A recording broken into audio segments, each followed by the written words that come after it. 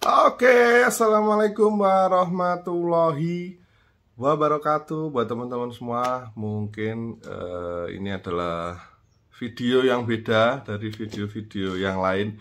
Yang lain tutorial, yang lain seneng-seneng. Tapi video kali ini pelengkap sebagai video di channel gua. Yang kemarin untuk belajar-belajar sudah, untuk seneng-seneng sudah, makan-makan, jalan-jalan, dan ini adalah video pelengkap dalam hidup ya. Jadi kalau kita menjalani hidup pasti ada senengnya, ada susah, ada belajarnya ya kan. Dan ini adalah video mengenai kesusahan yang gue alami. Jadi ini adalah video tentang kemarin ya, di tanggal 16 Oktober, jadi 2 hari yang lalu. Jadi sekarang itu tanggal 18 ya, jadi sekarang tanggal 18 Oktober. Sudah tak lihat, aku sambil lihat dulu ya teman-teman ya. September, Oktober, ya betul, sekarang hari Rabu 18 Oktober 2023. Gua Papa Noob ya. Kalau teman-teman di media YouTube ataupun IG ataupun di dunia game pasti tahu yang namanya Papa Noob ya. Nggak semua ya, tapi ada aja teman-teman mungkin yang kenal dengan nama Papa Noob. Jadi di sini gue pengen nyeritain pengalaman pribadi yang baru gue alamin 2 hari yang lalu ya, di tanggal 16 Oktober 2023, yaitu tentang pencurian kendaraan bermotor. Jadi gue kena musibah ya, alhamdulillah gue masih dipilih untuk menjadi salah satu orang yang diingatkan bagaimana rasanya untuk tetap bersyukur dengan apa yang kita punya ya. Karena nanti di cerita yang lainnya tak ceritain kenapa ini bisa menjadi teguran, kenapa ini bisa menurutku sebagai pengingat untuk gue secara pribadi. Tapi kali ini gue akan nyeritain detailnya bagaimana kejadian itu bisa terjadi. Dan menurutku kejadian yang harusnya bisa diantisipasi ya, tapi tetap kelolosan, tetap bisa terjadi dengan gampangnya ya. Dan perlu diketahui dulu, nanti di sini tak ceritakan di mana gue tinggal ya, di mana harusnya kenapa gue bilang itu bisa diantisipasi, karena gue tinggal di sebuah klaster ya, yang mereka juga dari developer pengembang gede. Jadi nanti tak sebutkan di sini karena video ini adalah sebagai video cerita ya, dan juga nanti tak sampaikan nama-namanya ya, pengembangnya siapa, dan juga apa yang harus kalian lakukan kalau berada di posisi gua. Kalau masalah panik, tentu saja itu siapapun yang mengalami hal pencurian, apalagi di area rumah tinggal, itu pasti panik ya, terutama istri dan anak itu. Karena bagaimanapun juga ketika rumahmu itu adalah menjadi tempat tujuan yang dipilih oleh si pelaku tindak kejahatan ya, pencurian apapun bendanya, berarti mereka sudah melakukan mapping ya. Paling tidak mereka sudah melakukan mapping, melakukan pengintaian bahwa di area rumah kalian itu dirasa dan diyakini akan aman-aman saja untuk menjalankan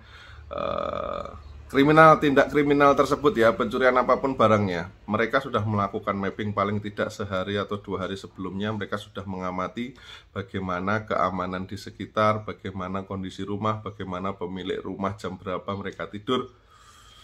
Dan setelah sekian lama aku menempati rumah ini, ada 1 tahun ya dari aku beli rumah ini itu, dan gua tinggal di perumahan yang dikembangkan oleh developer ternama, yaitu Indra Prasta Group ya. Jadi di sini kenapa gue berani sebutkan namanya, karena ini juga nantinya bisa digunakan untuk teman-teman sebagai pembelajaran ya. Kalau teman-teman beli perumahan itu pastikan dulu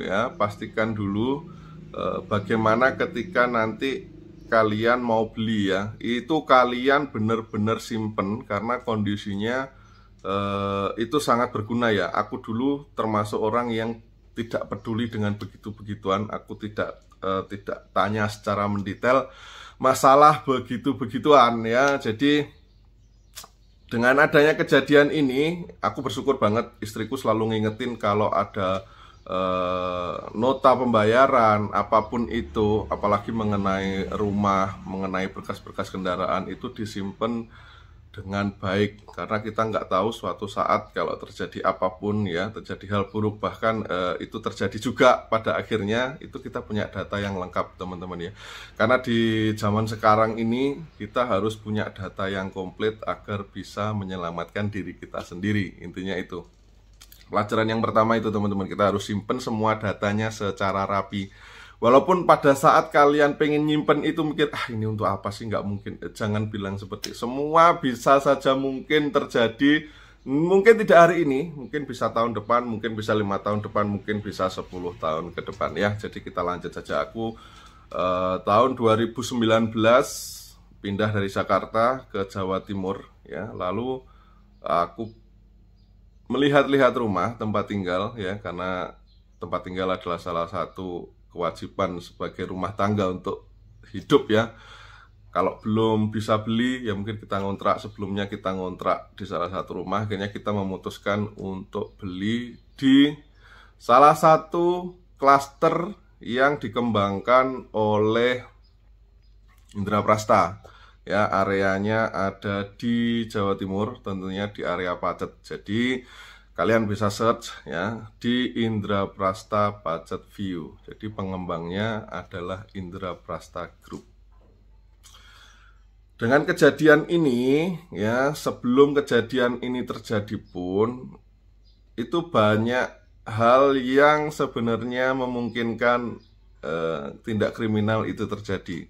Tapi mungkin masih diselamatkan, masih belum waktunya, sehingga kita merasa aman-aman aja. Karena apa? Karena brandingnya ketika kita beli adalah mereka menerapkan sistem one gate system. Pertama itu. Yang kedua hunian asri ya, hunian asri karena berada di lereng kaki gunung ya, di posisinya atas. Kalian bisa cek lah nanti geografisnya ada di mana. Nah, dan lokasinya asri. Kenapa gue pilih lokasi yang asri dengan udara yang bagus? Karena aku pindah dari Jakarta itu karena anakku paru-parunya kena flek ya, pneumonia. Kalau teman-teman tahu, kalian bisa searching aja pneumonia itu apa. Pneumonia itu adalah flek pada paru-paru. Jadi dia batuk nggak sembuh-sembuh. Akhirnya gue dan istri memutuskan resign ya, kita pindah dan kita menentukan untuk beli rumah di sini, yaitu pertama asri, kemudian kenyamanannya dan juga keamanannya ya. Makanya kita berani merogoh kocek ya dengan harga lebih mahal dibandingkan kita beli perumahan-perumahan atau kafling-kafling yang ada di sekitar sini. Ya memang harganya selisihnya jauh banget, tapi kita berpikiran kenapa kita berani bayar mahal, karena mereka brandingnya seperti itu teman-teman ya. Karena kita kalau mau cari hunian itu kan yang jelas kita cari aman dan kemudian kita cari kenyamanan. Dan di perumahan Indraprasta di tempatku tinggal di Pacet ini, itu kebanyakan orang beli itu hanya untuk investasi. Jadi dari satu row tempat tinggalku ini yang tak tempati setiap hari hanya ada 2 orang itu yang menempati 2 hari setiap hari ya, setiap hari. Jadi hanya 2 orang, jadi sebelah kanan kiriku pun kosong. Itu pun terisi kalau malam minggu atau weekend panjang mereka pada kesini untuk meninggali rumah mereka ya, hanya untuk stay sebagai villa aja. Jadi kebanyakan memang di sini klasternya banyak yang kosong karena dekat dengan tempat wisata. Kemudian kenapa itu bisa terjadi? Karena di tempatku ya itu areanya di dekat jalan kampung ya, jadi aksesnya memang langsung ketemu dengan jalan langsung, dan mereka tidak menyediakan pos penjagaan di akses pintu masuk dengan jalan kampung. Mereka menaruh pos-pos mereka itu di klaster-klaster justru yang di belakang, tapi akses yang di depan tidak ada sama sekali. Mungkin Ya kadang-kadang malam ada orang cari burung masuk-masuk ke klaster, itu ya sempet tak tanyain juga, ada yang lewat, ya aku tanyain, Mas dari mana? Mereka nggak ada jawaban sama sekali, tiba-tiba langsung pergi aja. Ya sudah, saya sempat omongkan juga dengan pihak keamanan, kita nggak tahu bagaimana cara ngomong ke manajemen, sehingga ya singkat cerita, itu di tanggal 16 rumahku sudah dijadikan target operasi tindak kriminal ya. Dan 1 unit kendaraan bermotor lenyap. Cuma motornya cuma satu-satunya lenyap. Alhamdulillah kendaraan yang lain aman ya. Mobil dua-duanya aman. Kemudian rumah juga alhamdulillah aman ya. Dan ada barang bukti berupa batu. Aku nggak ngerti sekarang mereka menggunakan batu ini sebagai alat bantu untuk mencongkel kunci atau sebagai senjata ketika nanti kepergok oleh pemilik rumah atau warga. Batu ini digunakan untuk menghantam atau memukul pemilik rumah. Nggak tahu ya fungsinya untuk apa, karena batunya ditinggalkan begitu saja di depan rumah dan pagi hari baru ketahuan. Range kejadian itu di antara jam 2 sampai jam 5 pagi. Kenapa tak bilang range-nya di jam tersebut? Karena jam setengah 1 malam istriku masih kebangun dan dia lapar. Dia minta pengen dibeliin nasi goreng. Jadi sepeda motor itu jam setengah 1 malam itu masih saya pakai untuk cari nasi goreng. Dan di pintu masuk tempat rumahku itu yang langsung bertemu dengan jalan kampung itu sedang tidak ada penjagaan satpam sama sekali ya. Aku nggak tahu satpamnya juga kemana. Jadi aku keluar seperti biasa, nggak ada terjadi, karena mereka juga kadang jam 1, jam 2 mereka patroli teman-teman ya. Jadi ya pikirku tidak akan terjadi apa-apa karena mereka masih patroli. Mereka biasanya nunggu di mana, di tempat lain, dan orangnya ya cuma 2. Alasannya seperti itu ya. Jadi sehingga pada waktu aku tidur malam itu, setelah aku keluar, aku balik sekitar jam 1-an. Itu kendaraan seperti biasa kita kasih lock alarm karena di Honda Vario 125 yang belum keyless ya, itu masih pakai kunci manual, belum keyless, tapi dia ada alarmnya yang dikasih remote ya, dikasih remote. Yaitu Honda Vario 125 tahun 2019 aku beli. Jadi sudah kulok alarmnya dan kita juga nggak kebangun, alarm itu bunyi, kita nggak ada yang bangun ya, entah terlalu capek atau lelap, kita nggak dengar apapun sampai pagi harinya jam 6 di saat aku mau nganter anakku sekolah, kendaraan itu nggak ada. Ya, dan istriku juga waktu buka pintu yang disadari hanya batunya. Takutnya ada orang yang tidak suka atau ada orang yang bagaimana, dia ngelempar batu atau apa dari jalan, takutnya seperti itu. Tapi istriku nggak ngeh kalau motornya sudah hilang ya. Dari ribut-ribut aku keluar.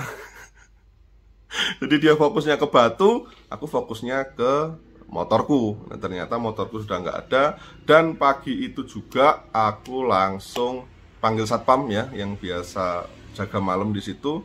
Aku telepon, suruh ke rumah, aku bilang kendaraanku nggak ada.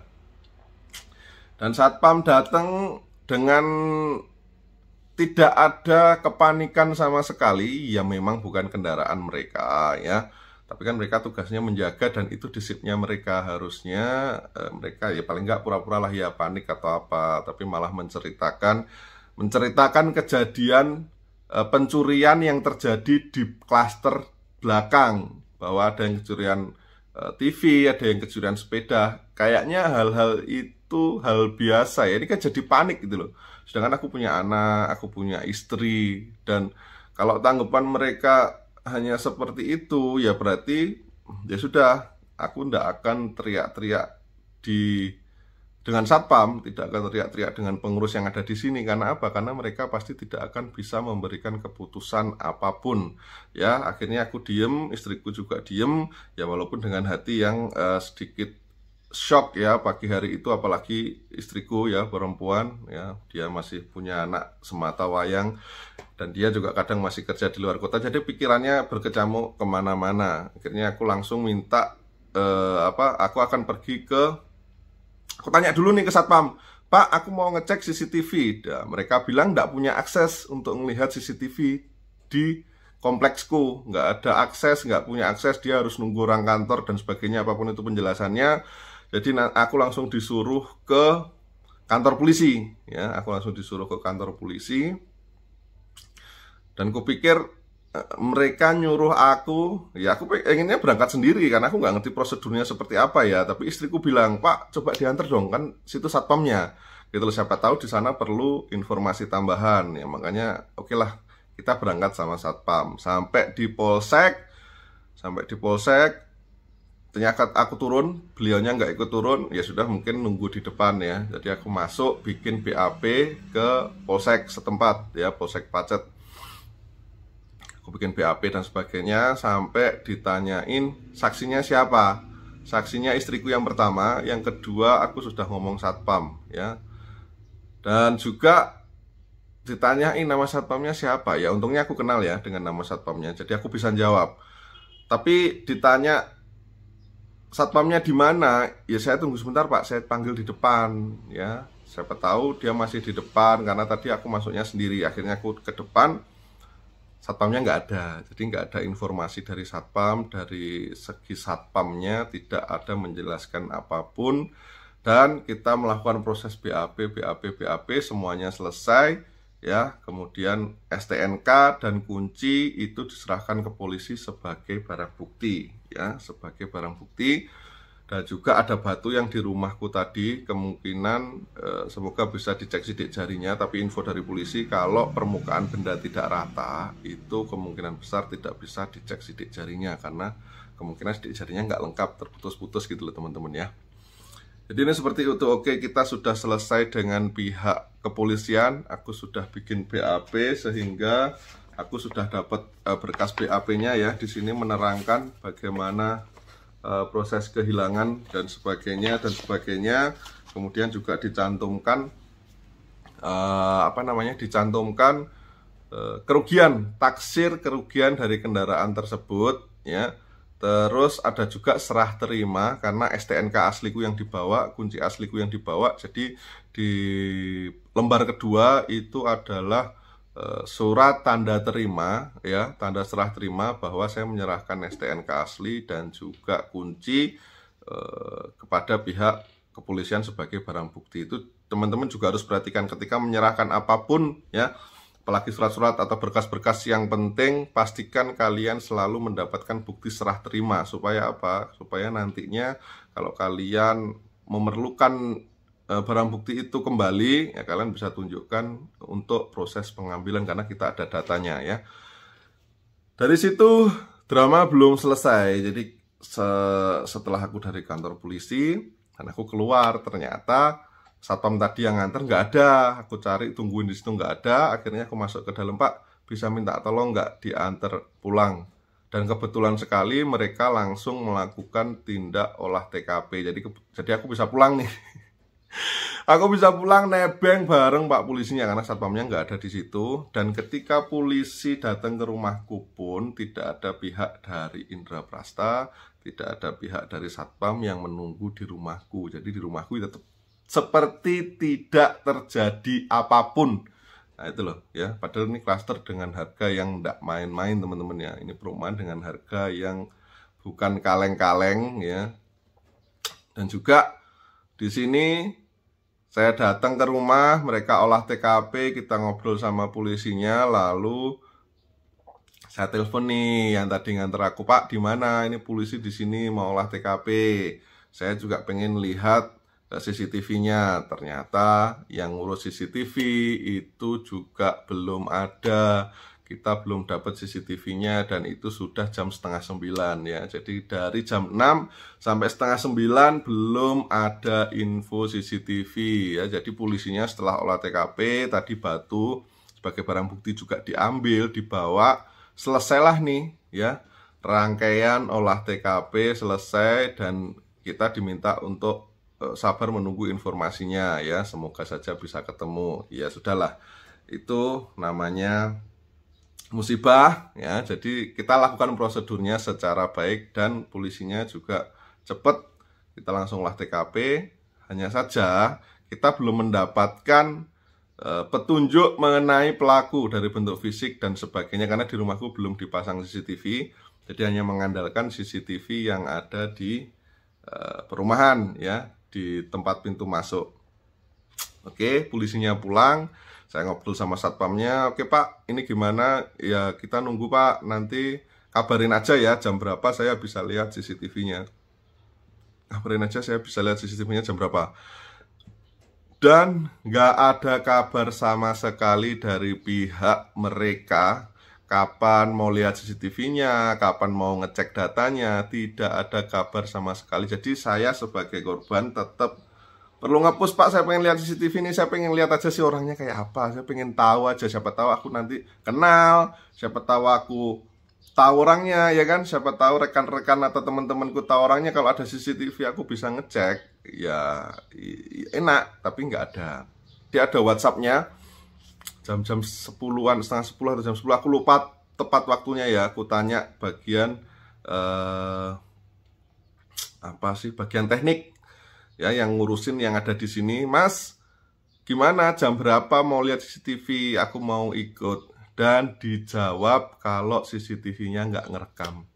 Jadi CCTV itu aktif, tapi tidak merekam di kartu memory card-nya, ya. Jadi dia tidak menggunakan sistem recorder, ya, tidak pakai NVR. Ya, harusnya kalau klaster gede, CCTV-nya bukan CCTV yang 200.000, 300.000 itu loh teman-teman, CCTV outdoor, ya, dimana dia hanya mengandalkan kartu memory card yang nempel di kameranya. Dan itu lemah sekali teman-teman ya. Jadi kalau malingnya tahu itu bukan, nggak pakai NVR, dia pakai yang biasa, itu pun langsung dicabut, jadi sudah hilang gitu loh. Kalau pakai NVR, pakai recorder, ya, pakai recorder, ya walaupun kameranya rusak, pasti di dalam recordernya pasti ada. Dan mereka menjawab tidak ada record sama sekali. Padahal kamera dipasang di pintu masuk, di dekat musola yang pintu masuk depan itu juga dipasang. Dan dua-duanya tidak merecord. Oke, berarti ini sudah kelalaian dari developer, ya. Terus di klaster ini itu kita ditarik namanya IPLK. Perlu digarisbawahi ya. Ini penting sekali teman-teman ya. Kalau teman-teman masuk di sebuah klaster, ya, kalian harus pastikan apa yang kalian bayar itu kalian paham dan jelas, ya. Ada IPL dan ada IPLK. Kalian bisa lihat ketika kalian nanti beli sebuah rumah, ya, beli sebuah klaster, di perjanjian pasti dicantumkan. Apalagi kalau mereka akan menarik uang iuran, ya, itu pasti akan dicantumkan iuran ini untuk apa, ya. Di situ disebutkan IP. Di tempat saya kebetulan berkasnya ada, jadi namanya IPLK. Ada yang hanya IPL. Kalau hanya IPL berarti pihak developer tidak wajib untuk menyediakan satuan keamanan. Karena apa? Yang ditarik hanya pengelolaan lingkungan, ya, kayak seperti kebersihan, kemudian sampah, pohon-pohon, taman-taman, pengelolaan seperti itu. Tapi kalau sudah IPLK, ya, bahkan di situ juga dijelaskan iuran pengelolaan lingkungan dan keamanan, ya. Berarti jelas yang saya bayarkan termasuk adalah keamanan dari rumah saya, ya, tempat tinggal saya. Di situ saya jadi yakin, jadi jelas bahwa ini adalah jalan yang baik, ya. Ini adalah jalan yang baik, ini adalah kesempatan yang baik. Saya bisa mengajukan tuntutan, saya bisa mengajukan klaim ganti rugi kepada pihak developer yang menarik biaya iuran tersebut. Karena apa? Karena di sana mereka menyertakan IPLK, ya, iuran pengelolaan lingkungan dan keamanan, ya. Berarti kita sudah membayar uang keamanan untuk menjaga lingkungan kita, ya. Semua tarikannya sama. Dan kalau yang satu lantai itu mereka iurannya Rp1.000 kali luas tanah, ya. Kebetulan tempatku itu yang Rp2.000 dikali luas tanah teman-teman ya. Kalau dia menarik begitu, berarti keamanan rumah saya seluas tanah bidang tersebut itu sudah menjadi tanggung jawab dari pihak keamanan yang disediakan oleh developer, betul kan? Yang menurut kalian seperti apa? Ini sampai di sini pemahaman kita, menurut kalian bener nggak statement saya? Kalian bisa tambah kolom komentar ya, sahabat. Ada teman-teman kita yang tahu hukum ya, kalian bisa juga tambahkan di kolom komentar. Nah, akhirnya saya baca-baca lagi, saya searching juga di Google dan sebagainya. Ternyata bisa kita untuk mengajukan tuntutan ganti rugi, asalkan ya pihak dari developer memang mencantumkan untuk menyediakan keamanan. Kalau tidak mencantumkan itu, kalian tidak bisa menuntut pihak developer, teman-teman ya. Jadi saya merasa di balik musibah saya masih ada jalan tengah, masih ada jalan keluar untuk tetap bisa bermusyawarah dengan baik. Akhirnya ya, kebetulan istri saya waktu itu juga kerja mau berangkat ke Surabaya. Akhirnya saya bilang sudah langsung aja ngurus ke kantor pusat. Karena apa? Karena kalau saya di sini, saya mau teriak-teriak sama satpam, sama teman-teman yang di sini, akhirnya biasanya yang di bawah itu selalu dibenturkan dengan orang-orang yang ada di sekitarnya. Percuma, nanti malah mereka sakit hati, saling curiga, ya. Jadi tidak ada titik temu. Mereka juga akan tetap menunggu dari pihak atasan mereka yang ada di pusat. Akhirnya istriku tak suruh nge-push di pusat untuk minta janji temu dengan manajemen yang bisa memutuskan ini kasus ini harus seperti apa ya. Dan juga kita langsung post di sosial media. Kita langsung post, kita langsung kasih rating di sosial media. Untuk apa? Untuk menarik perhatian dari manajemen. Karena seperti yang kita tahu ya, biasanya kalau perusahaan-perusahaan gede itu mereka tidak akan mengurusi hal-hal seperti ini dengan serius. Karena apa? Karena masih bisa diselesaikan tadi ya, kucing-kucingan aja, kucing-kucingan. Menurutku ya, ini statementku, menurutku pribadi, tapi yang lain nggak tahu. Jadi itu masih di tanggal 16 ya, kita urus sampai istriku langsung ke kantor pusat. Aku masih ngurusin yang di sini, polisi dan sebagainya, CCTV supaya datanya lengkap.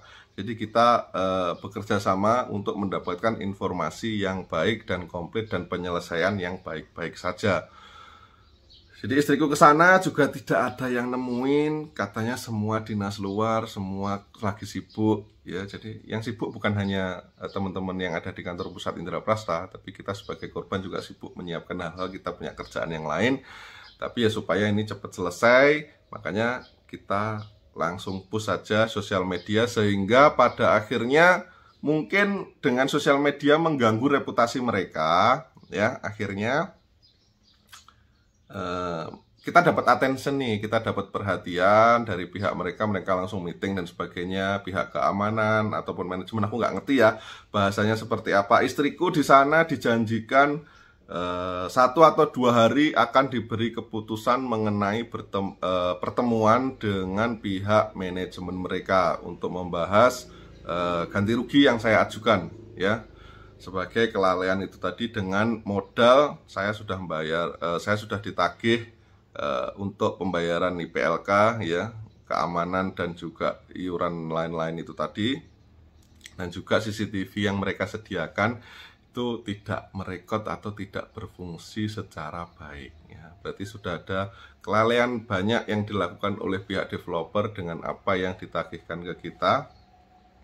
Oke, dan hak kita wajar dong kalau saya menuntut hak tersebut, apalagi klasternya bukan klaster main-main teman-teman, klasternya klaster gede, mereka punya reputasi dengan harga yang dijual itu menyentuh harga 1M ya, 800 juta sampai 1M, itu bukan harga yang main-main. Kalau pengamanannya seperti itu ya kalian nilai sendirilah ya. Terus masih di tanggal 16 ya, istriku sudah pulang dari kantor sana karena dijanjikan 1 hari atau maksimal 2 hari kerja. Oke, dengan berbekal itu istriku pulang lagi ke kantornya, ke kantor kerjanya, dan melanjutkan aktivitas. Dan saya di sini sore hari menjelang maghrib ada pihak sales ya, mungkin yang sudah meeting atau sebagainya. Saya anggap itu adalah pihak perwakilan dari perusahaan ya, walaupun dia mengatasnamakan dirinya sendiri tapi datang ke sini menggunakan seragam dan sebagainya. Saya anggap ini adalah pembicaraan perwakilan dari perusahaan. Entah itu dianggapnya nanti sama perusahaan berkulit itu resmi atau nggak resmi, aku juga nggak tahu. Yang jelas dia datang ke sini ingin menyampaikan katanya hasil rapat, hasil meeting atau sebagainya. Saya punya data rekaman perbicaraan itu, dan juga istriku sudah tak bilang ketika di kantor pusat itu juga harus punya data rekaman. Ya, karena apa? Rekaman ini penting sekali supaya pembicaraan itu kalau tidak tertulis susah nanti kita kalau tiba-tiba dihadapkan dengan hukum, oh Bapak memojokkan kita, Bapak ngomong tidak sesuai ini. Sedangkan kita nggak punya bukti, susah ya. Jadi teman-teman kalau terjadi apapun itu, kesulitan apapun itu, usahakan untuk direkam ya, supaya kedua belah pihak terdengar suaranya dan itu bisa dipertanggungjawabkan ya, supaya tidak hanya katanya yang tidak mempunyai kekuatan hukum sama sekali. Intinya seperti itu. Data rekam, dan di akhir pembicaraan penyampaian dari katanya hasil meeting mereka tadi bla bla bla bla bla bla, di akhir beliau meminta untuk statement saya yang ada di Google Review dan juga di IG ya, itu untuk di take down karena itu mempengaruhi kredibilitas dan nama perusahaan. Saya bilang, saya sampaikan dengan tegas ya, masalah untuk men-take down saya nggak bisa take down sekarang sebelum ada itikat baik dari developer yaitu Indra Prasta Group untuk penyelesaian masalah saya ini ya. Jadi saya sampaikan, ketika nanti sudah ada itikat baik, ketika sudah ada titik temu ya untuk penyelesaian masalah ini terkait dengan klaim ganti rugi yang saya ajukan, baru saya akan buat statement lagi ya secara online seperti ini bahwa responnya itu baik, responnya tanggap, berarti mereka bertanggung jawab atas kelalaian mereka.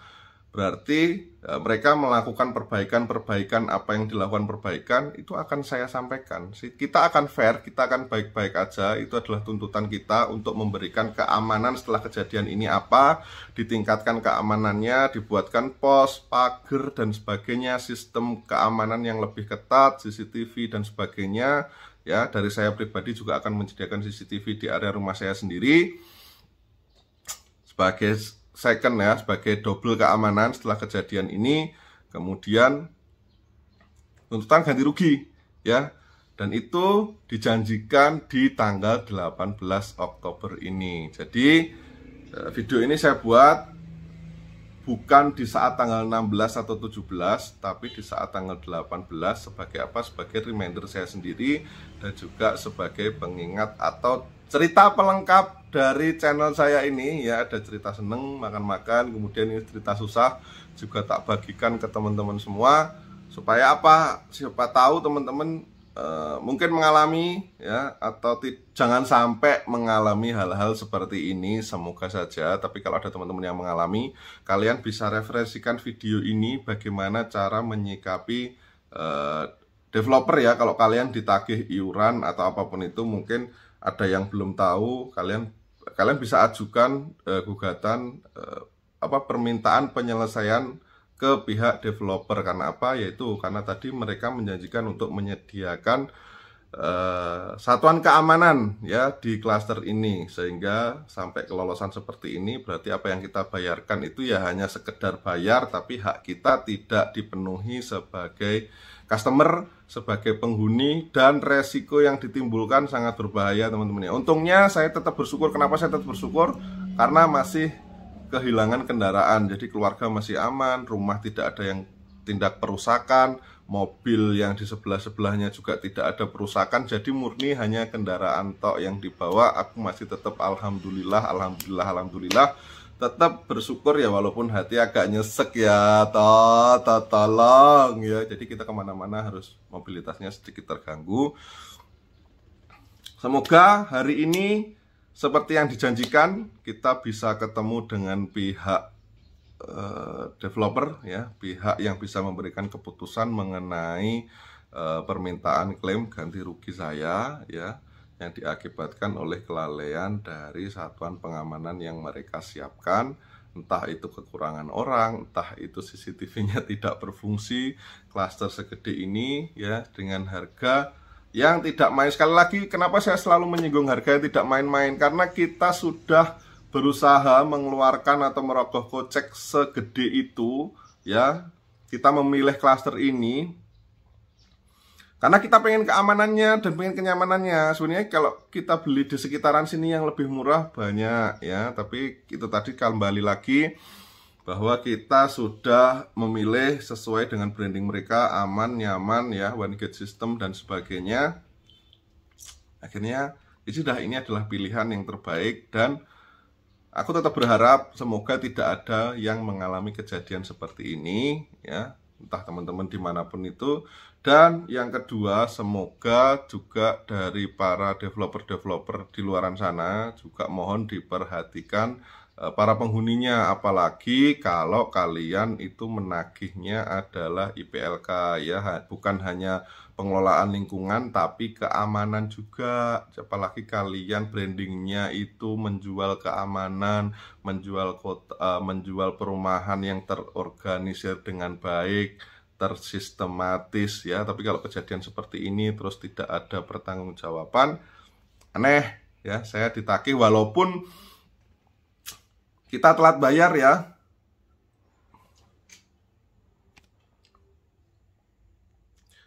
Bentar, ada telepon. Walaupun kita telat bayar nih teman-teman ya, walaupun kita telat bayar 1 bulan, 2 bulan, 3 bulan, 4 bulan, 5 bulan, tapi tagihan itu tetap berjalan. Tagihan itu akan ditagih tetap sesuai nominal tunggakan teman-teman semua. Mau 1 bulan, 2 bulan, 3 bulan, 4 bulan, itu tetap ditagihkan seperti itu. Bahkan ada beberapa peraturan ya, mungkin di tempat lain kalau tidak membayar mungkin ada kena denda atau mungkin ada kena pemutusan dan lain-lain. Itu banyak hal.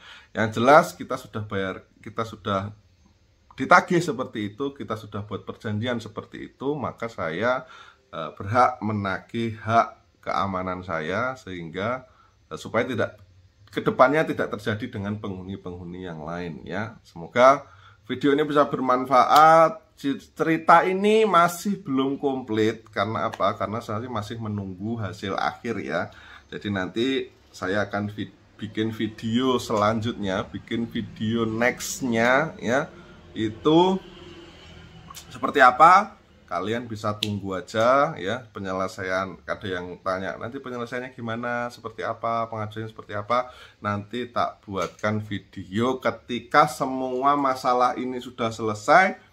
Saya akan buatkan video fullnya ya. Apakah itu baik, apakah itu buruk, saya akan bikin sejelas-jelasnya, sejujur-jujurnya, sedetail-detailnya. Kalau memang pelayanan dan tanggapan mereka itu baik, ya saya akan sampaikan baik. Perbaikan itu ada ya, saya akan sampaikan baik. Tapi kita lihat dulu hasil endingnya seperti apa. Ini sudah hari kedua, apakah mereka menghubungi kita atau tetap kita yang akan menghubungi mereka. Jadi nanti ya kita ceritakan lagi teman-teman ya.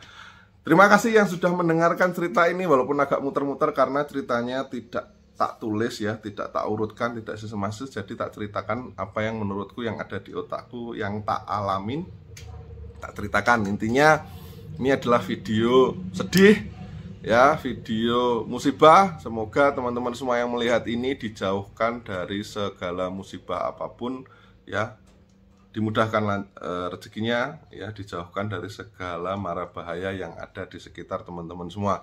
Ini seperti itu. Terima kasih. Sampai ketemu di video selanjutnya, video final dari prahara ini ya, dari masalah ini. Hasilnya apa, baik atau buruk, akan saya sampaikan secara jujur ya, secara detail. Semoga bisa digunakan sebagai pelajaran buat teman-teman juga. Oke, Pak Panuk pamit undur diri. Wassalamualaikum warahmatullahi wabarakatuh. See you in the next video. Bye-bye. Thank you.